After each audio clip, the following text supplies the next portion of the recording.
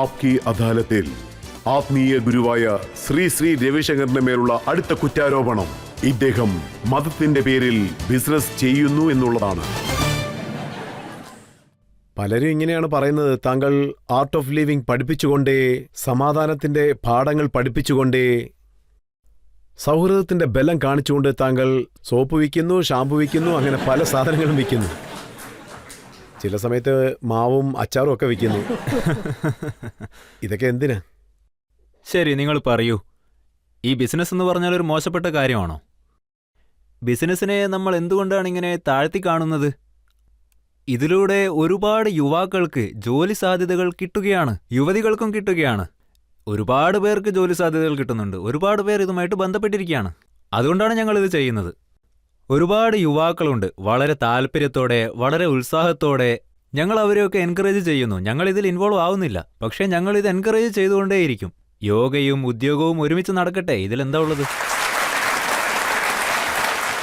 നമ്മളുടെ രാജ്യം ഇന്ന് പിന്തങ്ങിപ്പോയിട്ടുണ്ടെങ്കിൽ അതിന്റെ കാരണം ഇതുതന്നെയാണ് അതിന്റെ കാരണം. നമ്മൾ നമ്മളുടെ തൊഴിലിനെ ബഹുമാനിക്കുന്നില്ല, ബിസിനസ്സിനെ ബഹുമാനിക്കുന്നില്ല. വെറും ദാനവും പുണ്യവുമൊക്കെ ചെയ്യുന്നത് മാത്രമേ ശ്രേഷ്ഠമെന്ന് നമ്മൾ കരുതുന്നുള്ളൂ. പക്ഷേ ദാനവും charity cannot happen in an empty bowl. ഒരു കാലി പാത്രത്തിൽ നിന്നും ഒരിക്കലും ദാനം ചെയ്യാൻ സാധിക്കില്ല. അതുകൊണ്ട് തന്നെ നമ്മൾ ആ പാത്രം നിറച്ചേ മതിയാവുള്ളൂ. ഇവിടെ നാരായണന്റെ കൂടെ എപ്പോഴും ലക്ഷ്മിയും ഉണ്ടാവും.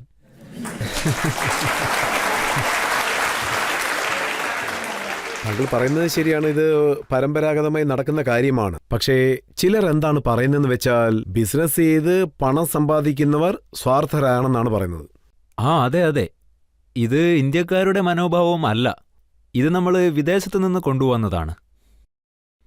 വിദേശീയരുടെ മനോഭാവം ഇതാണ്, അതായത് ദാരിദ്ര്യം നിലനിൽക്കണം, മതമാണ് പോവർട്ടി. ഇവിടെ മതത്തെപ്പറ്റിയും ദാരിദ്ര്യത്തെപ്പറ്റിയൊന്നും ആരും സംസാരിക്കുന്നില്ല. നമ്മുടെ ഉപനിഷത്ത് എടുത്തു നോക്കൂ. ഉപനിഷത്തുകളിൽ എല്ലാ ഋഷികളും ഇതിനെപ്പറ്റിയാണ് പറഞ്ഞിരിക്കുന്നത്. അതായത് 1000 പശുക്കളെ വളർത്തണമെന്ന്, എല്ലാവരും അഭിവൃദ്ധിയിലിരിക്കണമെന്ന്, സർവേ ഭവന്തു സുഖിനോ. അവർ ഇങ്ങനെയാണ് പറഞ്ഞത്. നമ്മൾ വ്യാപാരത്തെ ഒരിക്കലും കുറച്ചു കാണാൻ പാടില്ല. ഇതിൽ മറ്റു ചില പ്രശ്നങ്ങളും ഉണ്ട്. അതായത് മൾട്ടിനാഷണൽ കമ്പനികൾ അവർ നമ്മുടെ ട്രഡീഷണൽ പ്രോഡക്റ്റുകൾ വിൽക്കാൻ തുടങ്ങിയിരിക്കുകയാണ്. വേപ്പെണ്ണ, ലവംഗം, ഇതുപോലുള്ള പല സാധനങ്ങളും വിൽക്കുന്നു. അതെ, തീർച്ചയായും. ലോകം ഇപ്പോൾ ഈ രീതിയിലാണ് തിരിഞ്ഞുകൊണ്ടിരിക്കുന്നത്. 40 വർഷങ്ങൾക്ക് മുന്നേ നമ്മൾ പുറത്തു പോകുമ്പോൾ വെജിറ്റേറിയൻ ഫുഡ്, അതായത് സസ്യാഹാരം വളരെ കുറച്ചേ കിട്ടുമായിരുന്നുള്ളൂ. എന്നാൽ ഇപ്പം നോക്കുകയാണെങ്കിൽ എല്ലാ സ്ഥലത്തും വെജിറ്റേറിയൻ കിട്ടുന്നുണ്ട്. ഇത് ഈ കാലത്തെ ഒരു ഫാഷനായി മാറിയെന്ന് പറയണം. സോ ഈ ലോകം ഇന്ത്യയിൽ നിന്നും ഒരുപാട് കാര്യങ്ങൾ പഠിച്ചിട്ടുണ്ട്. താങ്കൾ ലോകത്തിന് പല കാര്യങ്ങളും പഠിപ്പിച്ചു കൊടുക്കുന്നു.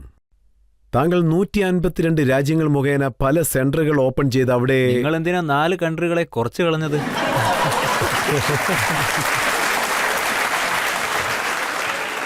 നമ്മൾ സംസാരിച്ചുകൊണ്ടിരിക്കുമ്പോൾ തന്നെ 4 ഇൻക്രീസ് ചെയ്തെന്ന് തോന്നുന്നു. പക്ഷേ താങ്കൾ വലിയ ബിസിനസ് കുടുംബത്തിൽ നിന്നൊന്നും വന്ന ആളല്ല. പക്ഷേ എങ്ങനെ താങ്കൾക്ക് 156 രാജ്യങ്ങളിൽ സെന്റർ ഓപ്പൺ ചെയ്യാൻ സാധിച്ചു?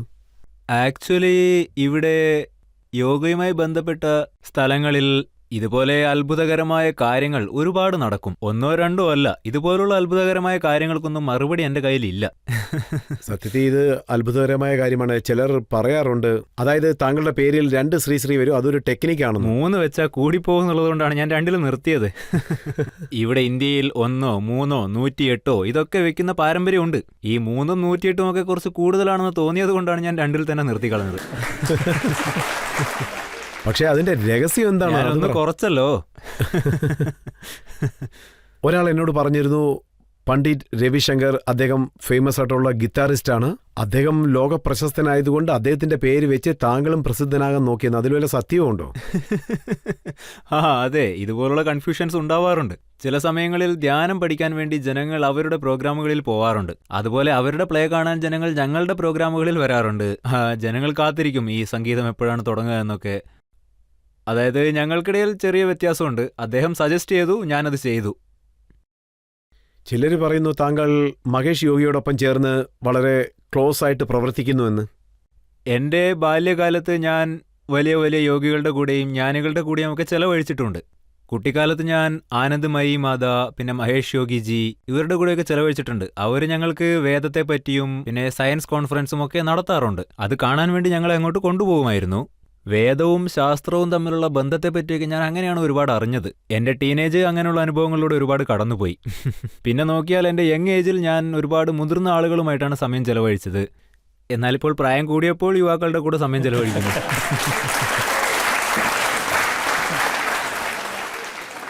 പക്ഷേ രവിശങ്കർജി, താങ്കൾ കച്ചവടം നടത്തുന്നത് തെറ്റായ കാര്യമല്ല. പക്ഷേ എത്ര പേര് ഇങ്ങനെ ചെയ്യുന്നുണ്ട്? ഒരാൾ പുണ്യവാനായി മാറി ഒരു സന്യാസിയായി മാറും, പക്ഷെ കച്ചവടമെന്ന് വരുമ്പോൾ തെറ്റ് ചെയ്യാൻ തുടങ്ങും. അവരാരും വിശുദ്ധരുമല്ല, ജ്ഞാനികളുമല്ല, പിന്നെ മതവുമായിട്ട് ബന്ധമുള്ളവരുമല്ല. അതുപോലുള്ള ആളുകൾക്ക് ശരിക്കും ശിക്ഷ കിട്ടേണ്ടതുണ്ട്. ആരൊക്കെ തെറ്റ് ചെയ്താലും നിയമത്തിന് മുന്നിൽ ആർക്കും പ്രത്യേക പരിഗണന ഇല്ല. എല്ലാവരും തന്നെ നിയമത്തിന് മുന്നിൽ തല കുനിച്ചു നിന്നേ മതിയാവൂ. ഒരുപക്ഷേ ഈ വിശുദ്ധന്മാർ വല്ല തെറ്റും ചെയ്യുകയാണെങ്കിൽ അവർക്ക് ഡബിൾ ശിക്ഷ കിട്ടണമെന്നാണ് എൻ്റെ പക്ഷം. സാധാരണ ആൾക്കാർക്ക് കിട്ടുന്ന ശിക്ഷയേക്കാൾ ഡബിൾ മടങ്ങ് ശിക്ഷ അവർക്ക് കിട്ടണം. ഈയിടയ്ക്ക് നമ്മൾ റാം റഹീമിന്റെ കേസ് കണ്ടിരുന്നു. അവരെങ്ങനെയാണ് ബലാത്സംഗ കേസിൽ ഇൻവോൾവ് ആയതെന്നും കണ്ടു. അവരെങ്ങനെ നിയമത്തിനെ വിലയ്ക്ക് വാങ്ങാൻ ശ്രമിച്ചു എന്നും കണ്ടു. എന്തുകൊണ്ടാണത്? അവർക്ക് ഫോളോവേഴ്സ് ഉള്ളതുകൊണ്ടാണോ, പണം കൂടുതലുള്ളതുകൊണ്ടാണോ? എപ്പോഴാണോ കുളം ശക്തമല്ലാത്തത് അപ്പോൾ കുളത്തിൽ വെള്ളവും ഉണ്ടാവില്ല, അവിടെ കുളവും ഉണ്ടാവില്ല. ഇതാണ് സംഭവിക്കുക. അവരുടെ ഗുരുക്കന്മാർ എല്ലാവരും ചേർന്ന് തപസ് ചെയ്ത് ഇതുപോലെ ശരിയല്ലാത്ത കുളങ്ങളിൽ വെള്ളം നിറച്ചു. അതിലൂടെ കുളവുമില്ലാതായി, വെള്ളവുമില്ലാതായി. നിങ്ങൾ നോക്കൂ, ഒരു ഗുരുവിന്റെ സ്ഥാനം എന്നത് ഒരു സാധാരണ സ്ഥാനമല്ല. ഒരാൾ ഒരുപാട് തപസ്സുകൾ അനുഷ്ഠിച്ചാൽ മാത്രമേ ആ സ്ഥാനത്തെത്താൻ സാധിക്കൂ. ആർക്കു വേണമെങ്കിലും ചെന്നിരുന്ന് ഒരു ഗുരുവാകാനൊന്നും സാധിക്കില്ല. അവർ പരമ്പരാഗതമായി വന്നുകൊണ്ടിരിക്കുകയാണ്. സോ ഇതുപോലുള്ള തെറ്റുകൾ അവിടെ നടക്കും. ആസാറാം ബാപ്പുവിനെ നോക്കുകയാണെങ്കിൽ അദ്ദേഹത്തിനും വളരെയധികം ഫോളോവേഴ്സ് ഉണ്ടായിരുന്നു. പല സ്ഥലങ്ങളിലും ആശ്രമം ഉണ്ടായിരുന്നു. അദ്ദേഹത്തിന്റെ മേലും പല കുറ്റങ്ങളും ആരോപിച്ചിരുന്നു.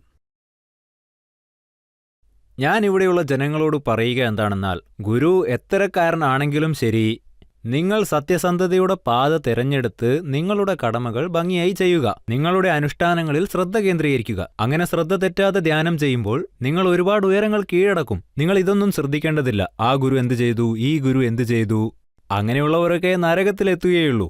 പിന്നെ നിങ്ങൾക്ക് വല്ല ലാഭവും കിട്ടുകയാണെങ്കിൽ, അതായത് നിങ്ങളുടെ ജീവിതം മാറുകയാണെങ്കിൽ, നിങ്ങൾ നിങ്ങളുടെ ജീവിതത്തിൽ സന്തോഷപ്പെടുകയാണെങ്കിൽ, നിങ്ങൾ ജീവിതത്തിൽ ദയ, കരുണ വെച്ചു പുലർത്തുന്നവരാണെങ്കിൽ നിങ്ങൾ ജീവിതത്തിൽ മുന്നേറിക്കൊണ്ടേയിരിക്കും. ഇതാ നോക്കൂ, നമ്മുടെ നാട്ടിലുള്ള സാധാരണക്കാരായ ജനങ്ങൾ സങ്കടത്തിലുള്ള സമയത്തൊരു ഗുരുവിനെ അന്വേഷിച്ച് പോകാറുണ്ട്. അവരെ പ്രയോജനപ്പെടുത്തുന്ന പലരും ഉള്ളപ്പോൾ അവർക്കെങ്ങനെ മനസ്സിലാക്കാൻ സാധിക്കും ഈ ഗുരു നല്ലവനാണോ അതോ മോശക്കാരനാണോ? ഗുരുക്കന്മാരുടെ അടുത്ത് 4 തരത്തിലുള്ള ജനങ്ങൾ പോകും. ഒന്ന്, നിങ്ങൾ പറഞ്ഞതുപോലെ സങ്കടത്തിലുള്ളവർ. രണ്ടാമത്തെ തരം എങ്ങനെയാണെന്നാൽ അവർ ജീവിതത്തിൽ എന്തെങ്കിലുമൊക്കെ അച്ചീവ് ചെയ്യണമെന്ന് ആഗ്രഹിക്കും. അവർ ആ ആഗ്രഹം സഫലീകരിക്കാൻ വേണ്ടി ഗുരുക്കന്മാരുടെ അടുത്തേക്ക് പോകും. പിന്നെ മൂന്നാമത്തെ വിഭാഗം ആളുകൾ ജ്ഞാനം കരസ്ഥമാക്കാൻ വേണ്ടി പോകുന്നവരാണ്. അവർ ജീവിതത്തെപ്പറ്റി പഠിക്കാൻ വേണ്ടി പോകുന്നവരാണ്. അവർ ജീവിതത്തെ മാറ്റിമറിക്കാൻ വേണ്ടി പോകുന്നവരാണ്. ദുഃഖത്തിലുള്ളവർ മാത്രമേ പോകൂ എന്ന് നിങ്ങൾ ഒരിക്കലും ധരിക്കാൻ പാടില്ല. എന്നെപ്പോലെ ചിലർ ചോദ്യം ചോദിക്കാൻ വേണ്ടി പോകാറുണ്ട്. പിന്നെ പോകുന്നവർക്കെല്ലാവർക്കും എന്തെങ്കിലുമൊക്കെ കിട്ടും. അതൊക്കെ അവരുടെ ഭക്തിയെ അടിസ്ഥാനപ്പെടുത്തിയാണുള്ളത്.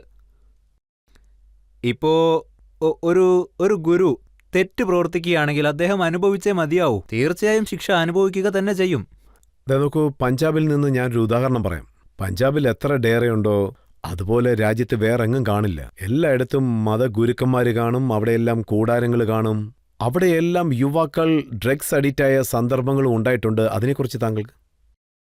ആരൊക്കെ ഇവരുടെ അടുത്ത്, അതായത് മതഗുരു, പിന്നെ NGO, പിന്നെ മറ്റ് സ്ഥാപനങ്ങളുമായിട്ട് ചേർന്ന് പ്രവർത്തിക്കുന്നുണ്ടെങ്കിൽ അവരൊന്നും ഇങ്ങനെ പെരുമാറുന്നത് നിങ്ങൾക്ക് കാണാൻ സാധിക്കില്ല. ആരുടെ മനസ്സിലാണോ പല വിധത്തിലുള്ള സംശയങ്ങൾ ഉയർന്നു വരുന്നത്, അവർക്ക് വേറൊരു വഴിയും കിട്ടിയില്ല എന്നുണ്ടെങ്കിൽ അവർ ഡ്രഗ്സ് ഉപയോഗിക്കാൻ തുടങ്ങും. അപ്പോൾ പബ്ലിക്, അതായത് ജനങ്ങൾക്ക് ഇതിൽ ഏത് ഗുരുവാണ് നല്ലത്, ഏത് ഗുരുവാണ് മോശം എങ്ങനെ മനസ്സിലാക്കാൻ? അത് ആപ്കി അദാലത്തിലൂടെ വളരെ വ്യക്തമായി മനസ്സിലാക്കാം.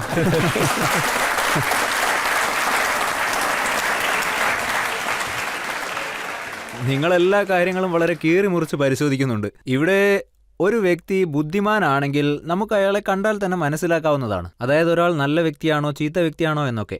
ഒരുപക്ഷെ അവർക്ക് ഇതിൽ സംശയാലുക്കളാണെങ്കിൽ അപ്പോൾ അവർക്കൊന്നും ഇത്രയൊന്നും സെൻസ് ഉണ്ടാവില്ല. അവർ എക്സ്പ്ലോയിറ്റ് ചെയ്യാൻ തുടങ്ങും. അവരൊക്കെ ജനങ്ങൾക്ക് നന്മ ചെയ്യുമോ എന്നത് സംശയം തന്നെയാണ്. നമ്മുടെ രാജ്യത്ത് കൂടുതൽ പേരും പാവപ്പെട്ടവരാണ്. നിങ്ങൾ അവർക്ക് നോക്കൂ, देखिए भोले भाव मिले रघुराई। ഒരുപക്ഷെ അവർ പാവപ്പെട്ടവരാണെങ്കിലും അവർക്കെതിരെ വല്ല തെറ്റും സംഭവിച്ചാൽ അതൊക്കെ ദൈവം നോക്കിക്കോളും. ഈശ്വരന്റെ ശക്തി അവരെയൊക്കെ സംരക്ഷിക്കും. നമസ്കാരം ഗുരുജി.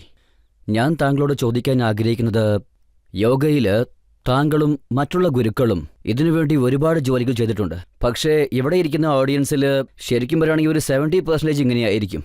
വെറും സംസാരം മാത്രമായിരിക്കും, ഒന്നും ചെയ്യത്തില്ല. അവർ ജീവിതത്തിൽ യോഗയെ ഇൻവോൾവ് ചെയ്യേയില്ല. എന്തൊക്കെയാ കുറവുകളുള്ളത്, അത് ഏത് ലെവലിലാണ് ഉള്ളത് എന്ന്, അത് എന്തുകൊണ്ട് ഞങ്ങളുടെ അടുത്തേക്ക് വന്ന് ചേരില്ല എന്നും, അതുമാത്രമല്ല അത് ഞങ്ങളെ ഇംപ്രസ് ചെയ്യുന്നുമില്ല. പക്ഷേ അത് ലോകം മുഴുവനും പടർന്നുകൊണ്ടാണ് ഇരിക്കുന്നത്. പക്ഷേ അത് ഇന്ത്യയിൽ മാത്രം എന്തുകൊണ്ടാണ് വളരെ ലോ ലെവലുള്ളത്? അതിനെക്കുറിച്ചൊന്ന് പറയൂ. ഒരു കാര്യം എന്താണെന്ന് വെച്ചാൽ യോഗയ്ക്ക് യുവാക്കൾ അത്ര വലിയ പ്രാധാന്യം കൊടുക്കുന്നില്ല. രണ്ടാമത്തെ കാര്യം, അവർ ഇത് വളരെ സീരിയസ് ആയിട്ടുള്ള ഒരു കാര്യമായിട്ടും കരുതുന്നു. അതൊന്നും അവർക്കല്ല, സീരിയസ് ആയിട്ടുള്ള ജനങ്ങൾക്ക് മാത്രമുള്ളതാണ് എന്നൊക്കെ. ഇതിലെന്തെങ്കിലുമൊക്കെ ഫണ്ണ്, എന്തെങ്കിലും ഒരു സന്തോഷം, എന്തെങ്കിലും ഒരു എൻജോയ്മെന്റ്, ഇതൊന്നും കിട്ടില്ല എന്ന്. ഇക്കാരണങ്ങൾ കൊണ്ടുതന്നെ യുവാക്കൾ യോഗയിൽ നിന്നും ഒരു അകൽച്ച പാലിക്കുന്നുണ്ട്. പിന്നെ മൂന്നാമത്തെ കാര്യം, ഒന്നിനെപ്പറ്റിയുമുള്ള പൂർണ്ണ വിവരം അവർക്കില്ല. യോഗ എന്ന് വെച്ചാൽ വളരെ സീരിയസ് ആയിട്ട് രൗദ്രഭാവത്തോടുകൂടി ഹോമകുണ്ടത്തിനരികിൽ ഇരിക്കുന്നതൊന്നുമല്ല. അത് ജീവിതത്തിൽ ഒരുപാട് ഉപകാരപ്രദമായ ഒന്നാണ്. അത് ദൈനംദിന ജീവിതത്തിൽ ഉപകാരപ്പെടും. തീർച്ചയായിട്ടും യുവാക്കൾക്കത് യൂസ്ഫുൾ ആയിരിക്കും. ഇത് മനസ്സിലാക്കിയാൽ വലിയ രീതിയിൽ അത് ജനങ്ങൾ ചെയ്യുവാൻ തുടങ്ങും. അദ്ദേഹം ഒരു നല്ല കാര്യമാണ് പറയുന്നത്. അതായത് നമ്മൾ ലോകം മുഴുവനും യോഗ സ്പ്രെഡ് ചെയ്തു. യുണൈറ്റഡ് നേഷൻ പോലും യോഗ ഡേ ആഘോഷിക്കാൻ തീരുമാനിച്ചു. പക്ഷെ നമ്മുടെ ആൾക്കാർക്ക് പഠിപ്പിച്ചു കൊടുക്കാൻ പറ്റുന്നില്ല. നമ്മുടെ ജനങ്ങളും പഠിക്കുന്നുണ്ട്. ഇപ്പോൾ ആയിരക്കണക്കിന് ജനങ്ങൾ പഠിച്ചുകൊണ്ടിരിക്കുകയാണ്. നമ്മുടെ ആൾക്കാർക്ക് പഠിപ്പിക്കാൻ നമുക്ക് പറ്റുന്നില്ല എന്നൊന്നും പറയാൻ സാധിക്കില്ല. നിങ്ങൾ നോക്കൂ, ഇപ്പോൾ രാജ്യത്തിന്റെ പല കോണുകളിലും യോഗ നടക്കുന്നുണ്ട്. ഡൽഹിയുടെ ഓരോ പാർട്ടുകളിലും ഇപ്പോൾ യോഗ പരിശീലനം നടന്നുകൊണ്ടിരിക്കുന്നുണ്ട്. പിന്നെ നിങ്ങൾ നോക്കിയാൽ ഞങ്ങൾക്ക് തന്നെ ഡൽഹിയിൽ 500ഓളം ബ്രാഞ്ചുകളുണ്ട്. അതെല്ലാ സമയത്തും ബിസി ആയിരിക്കും. ജനങ്ങൾ പഠിക്കുകയാണ്. പഠിക്കണമെന്ന് ആഗ്രഹമുണ്ടെങ്കിൽ എവിടെ നിന്നുകൊണ്ടും അവർക്ക് പഠിക്കാവുന്നതാണ്. യോഗ ചെയ്യുന്നതുകൊണ്ട് എന്താണ് പ്രയോജനം? യോഗ കൊണ്ടുള്ള പ്രയോജനം വളരെ കുറച്ചൊന്നുമല്ല. ഞാനിപ്പോൾ അത് പറയാൻ തുടങ്ങിയാൽ അത് പറഞ്ഞു തീരാൻ ഒരുപാട് സമയമെടുക്കും. അതിലൊരുപാട് കാര്യങ്ങളുണ്ട്. നമ്മുടെ ശാരീരികാരോഗ്യം മെച്ചപ്പെടും, നമ്മുടെ ജീവിത രീതികൾ മാറും, നമ്മുടെ പരിതസ്ഥിതിയിൽ ഒരു പോസിറ്റിവിറ്റി നിറയും, അതായത് ഒരു പുതിയ എനർജി ഉണ്ടാവും. പിന്നെ നമ്മുടെ മനസ്സ് ശാന്തമാവും, അത് സ്റ്റഡിയായി നിൽക്കും. നമ്മളുടെ ഓർമ്മശക്തിയും വളരെ നല്ല രീതിയിൽ തന്നെ മെച്ചപ്പെടും. ജനങ്ങൾ ജിമ്മിൽ പോകാൻ ആഗ്രഹിക്കുന്നു, ബോഡി ബിൽഡപ്പ് ചെയ്യാൻ വേണ്ടി. അവർക്ക് 6 പാക്ക് വരും, അത് ലോകത്തെ കാണിക്കുകയും ചെയ്യാമല്ലോ. അതിൻ്റെ കൂടെ തന്നെ പുഞ്ചിരിയും ആവശ്യമാണ്.